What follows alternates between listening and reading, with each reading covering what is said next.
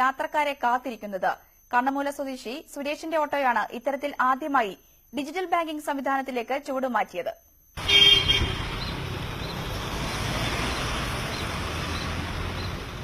ഉയർന്ന മൂല്യമുള്ള നോട്ട് യാത്ര മുടക്കുമെന്ന ആവലാതി വേണ്ട.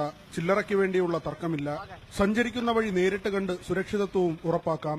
വെഹിക്കിൾ എസ്റ്റി എന്ന കമ്പനിയുടെ സോഫ്റ്റ്വെയർ ഉപയോഗിച്ചാണ് സുരേഷും കൂട്ടുകാരും ഓട്ടോ സവാരി ഹൈടെക് ആക്കിയത്.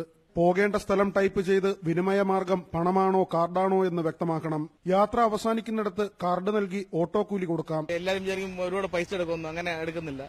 32 ഞങ്ങളെ മീറ്ററിൽ കാണുന്നത്. ആ 32 പിന്നെ ഒരു സർവീസ് ചാർജ് 2 രൂപ.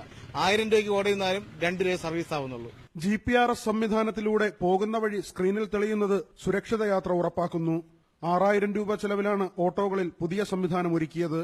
ആദ്യഘട്ടത്തിൽ ഓട്ടോ കൂലിക്കൊപ്പം 2 രൂപ സർവീസ് ചാർജായി യാത്രക്കാർ നൽകണം. സാധാരണക്കാരന്റെ വാഹനമായ ഓട്ടോറിക്ഷയും ഹൈടെക് ആവുകയാണ്. പേപ്പർലെസ് കറൻസി എന്ന സങ്കല്പം യാഥാർത്ഥ്യമാകുന്നതോടെ യാത്രക്കാർക്കും അത് വലിയ ആശ്വാസമാകും.